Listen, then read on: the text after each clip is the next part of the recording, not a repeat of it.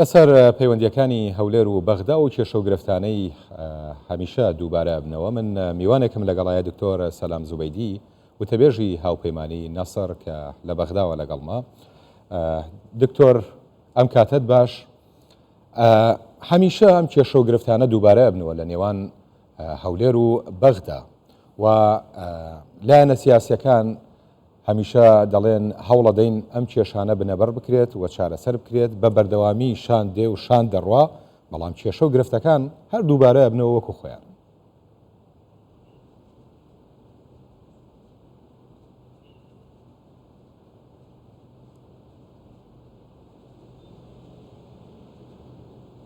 حياكم الله اهلا وسهلا. سوپاستان دەکەم، زۆر سوپاس. زۆر سوپاس.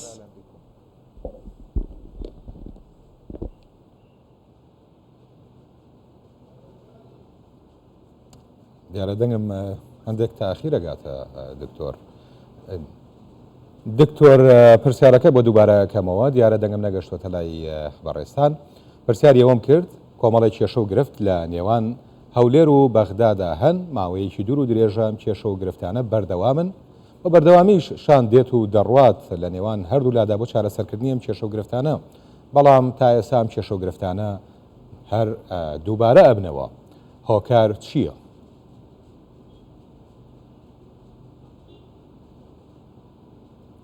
نعم بسم الله الرحمن الرحيم. تحية طيبة لكم. سپاستان دەکەم، سڵاوتان لێبێ و ئێوە و بینەرانتان. بكل تأكيد بە دڵنیاییەوە هەر وەک بەڕێستان باستان کرد چەندین کێشە هەن، چەندین قەیران کە پێشتر هەبوونە و بەردەوام لە نێوان حکوومەتی فیدرالی و حکوومەتی هەرێمی کوردستان. کێشەکەشەوەیە بەداخەوە هەردوو لایەن با بڵین پابەندی میکانیزمە دەستوری و یاساییەکان نەبوونە بۆ چارەسەرکردنی سەرجەم ئەو دۆسی هەڵواسراوانە کە کاریگەریەکی زۆریان لەسەر ئاستی پرۆسەی سیاسی لە بەغدا و هەولێر هەبووە. بەڕاشکاوی بڵێم لە ماوەی ڕابردوودا بینیمان گۆڕانکاری هەیە لەو گرژیانەی ئەو دابڕانەی کە لە نێوان حکوومەتی فیدرالی و حکوومەتی هەرێمی کوردستاندا هەبووە و بووەتە گەیشتووەتە قۆناغێکی نوێ و گرنگ لە گفتوگۆکان لە دانوستان و کۆبوونەوەکان لە ڕاستیدا ئیدارەدانی ئەو گفتوگۆیانە ئەو سەردانە ئاڵگۆڕانەی نێوان هەردوو بەرپرسی هەردوو حکوومەتەکە.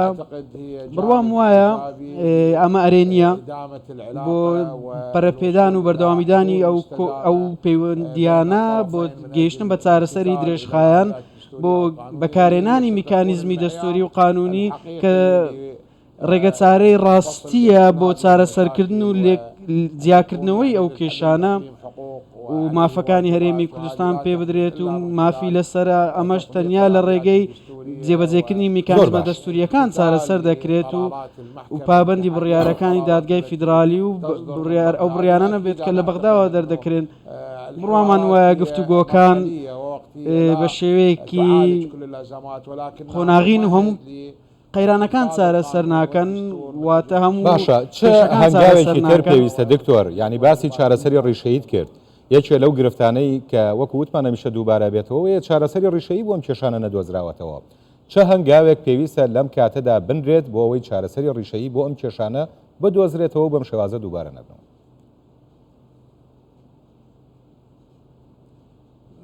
بەڵێ حکوومەت ڕژدە لەسەرەوەی پەیوەندیەکی جیاواز هەبێ لەگەڵ هەرێمی کوردستان و گفتوگۆی شەفاف ڕێگەچارەی ڕاستەقینە بێت لە لێک تێگەیشتن. بڕوام وایە سەردانی بەڕێز نێچیروان بارزانی سەرۆکی هەرێمی کوردستان زیاتر لە جارێک بۆ بەغدا لە ماوەی مانگێکدا ئاماژە بەوە دەدات کە لایەنی کورد ئێستا زیاتر تێدەگات کە حکوومەتی فیدرالی هەوڵی چارەسەرکردنی هەموو کێشە هەڵواسراوانە دەدات و ئەو قەیرانانەی لە ڕێگەی ئامادەکردن بۆ جێبەجێکردنی بەشێک لە یاسا گرنگەکان وەکو یاسای نەوت و گاز کە پەیوەندیەکان بە شێوەیەکی گەورە ڕێک دەخات لە نێوان هەولێر و بەغدا و هەروەها بابەتی تەوتینکردنی موچەی فەرمانبەران کە کێشەیەکی بەردەوام بوو هەمیشە بربەست بووە لە پەیوەندیەکانی نێوان هەولێر و بەغدا و بڕوام وایە بەڕێز نێچیروان بارزانی و بەڕێز سەرۆک وەزیرانی عێراق محەممەد شیع سوودانی گەیشتونەتە هەنگاوی پێشکەوتوو لەو گفتوگۆیانە بۆ دەستپێکی ڕاستەقینەی ئەو هەنگاوە سەرەتاییانە بۆ جێبەجێکردنی ئەو یاسایانە و لە ڕێگەی هاوبەشی درێژە پێدرا و هەموو ئەو بەرژەوەندیانی کە لە نێوانیاندا لە بابەتە ئابوووریەکان وەکو هەناردەکردنی نەوت و لایەنە ئەمنیەکانیش کە گرنگن ئێستا کاریگەریان هەبووە لەسەر سنوورەکانی عێراق و بە تایبەتی و بە دیاریکراوی لە ناوچەکانی هەرێمی کوردستان لە ڕێگەی لە بەشێک لەو دەست درێژیانە و هێرشەکانی وڵاتانی دراوسێ بڕام وای ئەمانە هەمووی دەکرێت چارەسەری ڕیشەیی بوون لە ڕێگەی میکانیزمی دەستوری و درێژە پێدان بەو گفتوگویانە و کۆبوونەوانەی نێوان حکوومەتی هەرێمی کوردستان و حکوومەتی فیدرالی عێراق و تەنانەت بابەتی ڕاشکاو بوون بابەتی ئەنجامدانی هەڵبژاردن بەڕێوەچوونی هەڵبژاردننی پەرلەمانی هەرێمی کوردستان یەکێک بووە لە چوارچێوەی بەشێک بووە لە چوارچێوەی گفتوگۆکانی نێوان بەڕێز نێچیروان بارزانی و سەرۆک وەزیرانی عێراق دەکرێت بگەینە چارەسەری گونجاو بۆ کۆنتایهێنان بۆ خەیران و گەیشتن بە قۆناغێکی نوێ کە لە بەرژەوەندی هەموو لایەنەکان بێت. زۆر باشە. ئەم حکوومەتەی عێراق ئێستا دروست بووە لە کۆمەڵێ لایەن پێکهاتووە و کارنامەیەکی کارکردنی هەبوو ئەم حکوومەتە، بەڵام هەستەکرێت کە کارنامەکە وەکو خۆی جێبەجێ ناکرێت. لایەنی کورد گلەییان هەیە لە جێبەجێ نەکردنی کارنامەکە و سونەش هەروەها گلەییان هەیە لەم بابەتە. پێتان وانییە ئەمەش یەکێک بێت لە هۆکارەکانی ئەم بەردەوامی ئەم کێشە و گرفتانە؟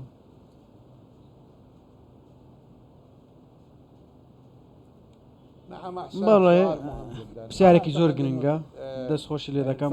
بڕام وایە ئەو ماوەی کە تێپەڕی لە پێکهێنانی حکوومەت کاتێکی سەخت بوو گەیشتە ڕادەیەک پەیوەندیەکان بڕان گەیشتە ڕادەیەک شێوی و گرژی لە سەرشەقام دروست بێت بەهۆی ململانەی سیاسی و ڕەوتی سەدر کشاوە لە پەرلەمان دواتر بەهۆی دانوستانەکان لە کێشەکان هاتوینە دەرێ. دواتر لایانی کوردی لە هەرێمی کوردستان یەکێک بۆ لە لایەنە سەرەکیەکان بۆ چارەسەرکردنی ئەو قەیرانە گەورەیە و ئەو چەق بەستوێ سیاسیی کە ڕوویدا. دواتر لەسەر کاغەزێک ڕێکەوتنی سیاسی کرام کاغەزە سیاسیە لە ڕێەوە حکوومەتی بەڕێز سوودانی تێدا پێکێنرا ئەو کاغەزە سیاسیە وە کارنامەی حکوومەتی کابینەکەی بەڕێز سوودانی تێیدا هەروە دەنگیشی لەسەردرا لە ئەنجومەنی نوێنەرانی عێراق. ئەگەر بگەڕینەوە ئەو کاغەزە سیاسیە و بەندەکان و مادەکانی ئەو کاغەزە ئەگەر لەگەڵ کەناڵە بەڕێزەکەتان ڕاشکاو بووم ئێمە وەکو هاوپەیمانی نەسر کاتێک دژی بەشێک لەو بەرگەکانی ئەو کاغەزە بووین و واژەمان لەسەر ئەو ڕێکەوتنە نەکرد لە ڕاستیدا، چونکە بەشێک لە مادەکانی و خاڵەکانی کە لەسەر ڕێکەوتون دەکرێت دژی میکانیزمە دەستوریەکان بێت و میکانیزمە یاساییەکان بێت. ئەمە ژوا دەکات حکوومەت شکست بێنێت لە جێبەجێکردنی. بۆیە بەڕێز سەرۆک وەزیران ئەو کاغەزە سیاسی کرد گۆڕی بۆ کارنامەیەکی سیاسی و ئەو کارنامەیە هەر مادەیەک لەگەڵ دەستور و یاسا و میکانیزمەکان لە پەیڕەوی ناوخۆی پەرلەمان گونجاو بێت و حکوومەت دەتوانێت جێبەجێ بکەم. بەڵام جگە لەوە زۆر سەختە بەڕێز جەنابی سەرۆک وەزیران لەسەر و میکانیزمە دەستوری و یاساییانە و پەرلەمان و سەرۆکایەتی کۆماریش پاس بدات کە دەستور دەپارێزێت. بۆیە کارتێکەری سەرەکی بۆ جێبەجێکردنی و بڕگانە و گەیشتن بە تێگەیشتنی هاوبەش بۆ بەرژەوەندی هەموو لایەنەکان بۆی دوور بین لە پێشێلکردنی دەستور و یاسا و گفتوگۆ بکرێت لەسەر. بەڕێز دکتۆر سەلام زوبەیدی وتەبێژی هاوپەیمانی نەسر لە بەغدا و ڕاستەوخۆ لەگەڵمان بووی. سپاس بۆ بەڕێز.